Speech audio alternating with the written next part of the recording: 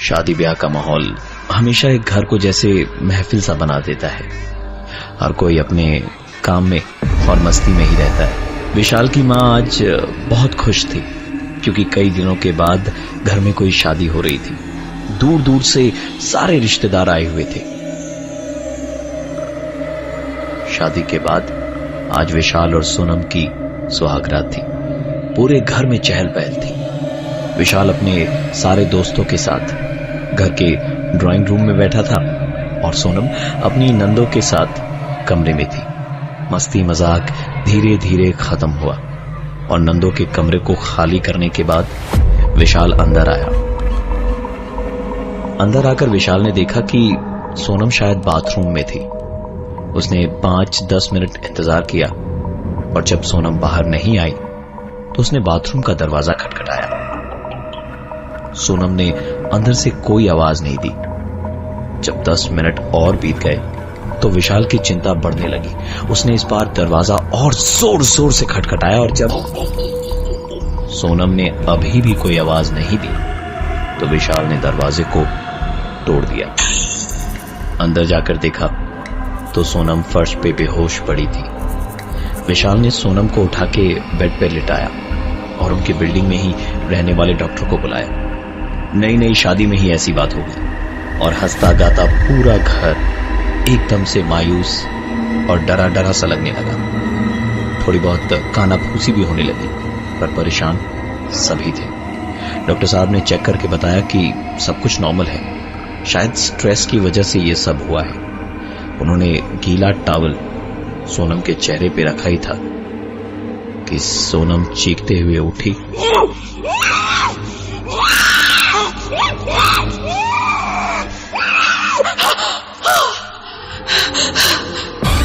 और फिर बेहोश हो गई।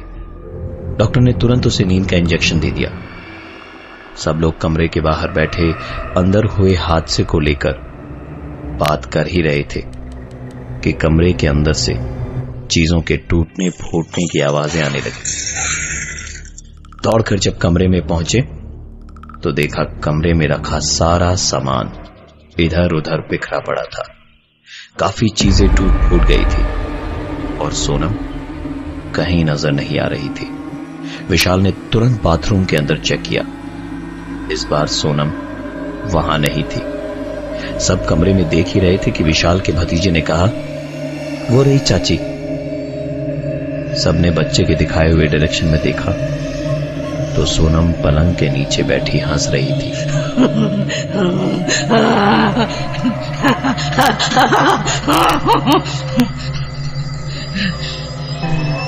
विशाल ने झुककर उससे पूछा, तुम यहां क्या कर रही हो और ये सब क्या किया तुमने?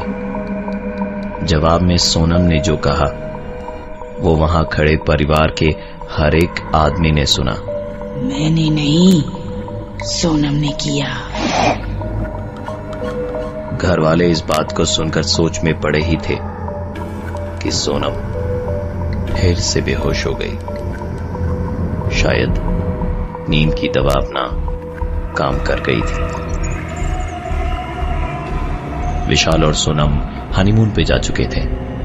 पहाड़ों और वादियों में एक दूसरे को जानने में उन्हें कुछ खास वक्त नहीं लगा।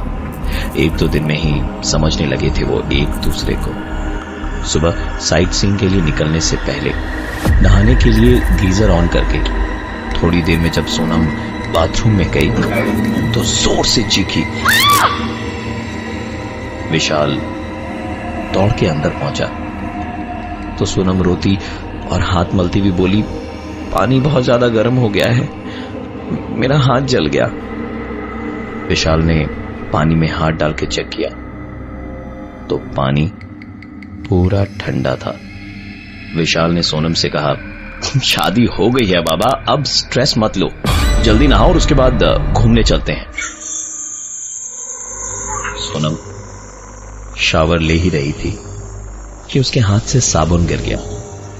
आंख में साबुन चला गया था तो आंख खोल नहीं पा रही थी और ऐसे ही आंखें बंद किए ही साबुन नीचे ढूंढने लगी कि ऐसा लगा जैसे किसी ने उसका हाथ पकड़ के साबुन थमा दिया हो।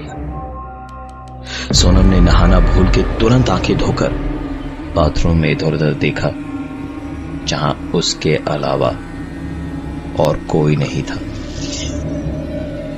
सोनम ने तुरंत नहाना खत्म किया और देखा कि टॉवल लाना तो वो भूल ही गई। तो बाथरूम से एक हाथ बाहर निकाला और विशाल को आवाज लगाई कि टॉवल दे देना। विशाल जितनी देर में टॉवल उसे दे पाता, उतनी ही देर में उसे सुनाई दिया, क्या कर रहे हो, छोड़ो ना, अरे बाहर तो आने दो।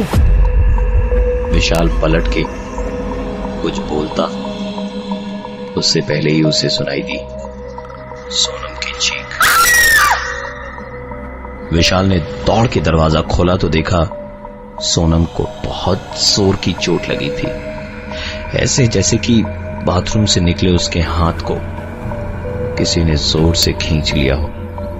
सोनम को लगा कि ये विशाल ने किया है, जबकि विशाल तो दरवाजे के आसपास भी नहीं था। दिन भर के घूमने का प्लान कैंसिल करना पड़ा और रात को दोनों जब सो रहे थे तब देर रात विशाल को महसूस हुआ जैसे सोनम बड़ी गहरी गहरी सांसें ले रहे हैं। उसने आधी नींद में बिना खोले ही कहा, तुम्हें कोई प्रॉब्लम तो नहीं हो रही, इतनी गहरी सांसें ले रही हो? विशाल के इस सवाल का कोई जवाब नहीं आया, पर विशाल को अपने सीने पर एक हाथ महसूस हुआ। वो फिर बोला, सुबह के 3 बजे तुम्हें रोमांस सूझ रहा है? विशाल ने अपनी बात खत्म ही की थी कि बाथरूम से एक आवाज आई,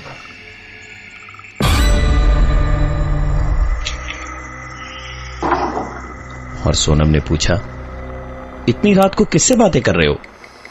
ये सुनते ही विशाल की नींद टूट गई और उसने देखा सोनम बेड पे थी ही नहीं, वो तो बाथरूम से अभी अभी निकली थी।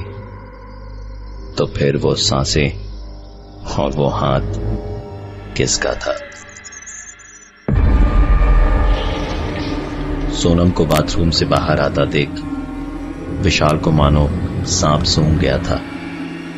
किसी तरह आज की रात कटी और फिर सुबह दोनों शॉपिंग पे निकले। तो घूमते घूमते सोनम को किसी दुकान पे एक शॉल पसंद आया। विशाल उसके लिए वो शॉल तुरंत खरीद लाया। तो शॉल हाथ में लेके सोनम ने गुस्से से उसकी ओर देख के कहा, मुझे भी ये चाहिए। विशाल को लगा कि सोनम मजाक कर रही है, इसलिए उसने भी वैसे ही बोला, नहीं दे सकता, तुम्हारे लिए एक ही बहुत है। तो सोनम फिर से चीख के गुस्से में बोली, बिना शुद्ध सोनम कह देवे, सोनम कह देवे।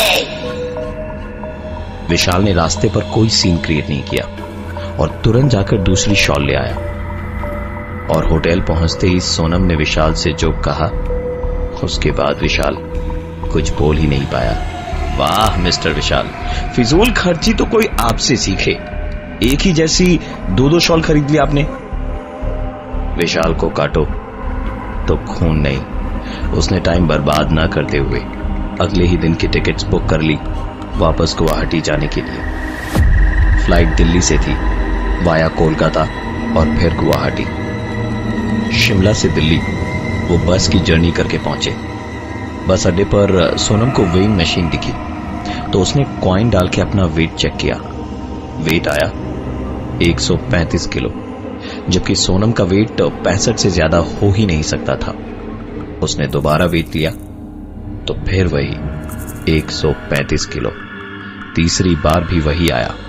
इस बार विशाल बोला, मैडम तुम्हारा वजन तो 65 है, बाकी का 70 शायद तुम्हारे स्ट्रेस का है। और वैसे भी बस अड्डे पे आज तक किसी का वेट सही निकला है जो तुम्हारा आएगा। दोनों ने दिल्ली एयरपोर्ट से गुवाहाटी की फ्लाइट पकड़ी जो कोलकाता में कुछ देर के लिए रुकी। सोनम ने पूछा, ये हम कहां हैं? विशाल ने खिड़की से बाहर देखते देखते ही कहा, कोलकाता। सोनम को ये सुन के पता नहीं क्या हुआ, और जिसको बंगाली का एक अक्षर नहीं आता था, उस सोनम ने बंगाली में कहा, कालीबाड़ी जाबो। विशाल को सोनम की बात समझ में नहीं आई। उसने उससे पूछा क्या?